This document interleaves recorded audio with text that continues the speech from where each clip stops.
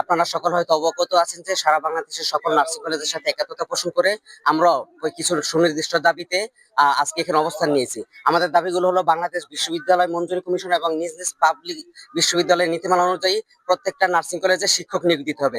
আমাদের দ্বিতীয় দাবি ছিল নার্সিং এ 4 বছর মেয়াদী স্নাতক ডিগ্রিধারীদের নবম গ্রেডে সরাসরি নিয়োগের ব্যবস্থা করতে হবে। আমাদের আরো একটি দাবি ছিল আমাদের যে ইন্টার্ন ভাতা সেটা 6,000 থেকে 20,000 টাকায় উন্নীত করতে হবে। আমাদের যারা 3 বছর মেয়াদী ডিপ্লোমা ইন নার্সিং কোর্স করতেছে তাদেরকে ডিগ্রি সম্মান দিতে হবে।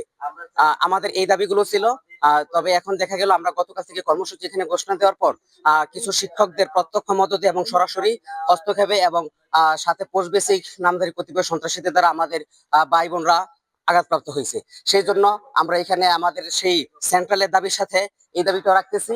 এই ধরনের সন্ত্রাসী কর্মকাণ্ডের সুষ্ঠু তদন্ত সাপেক্ষে কঠোর থেকে কঠোর বিচার নিশ্চিত করতে হবে। আমরা কর্তৃপক্ষের কাছে এই দাবিটা জানি।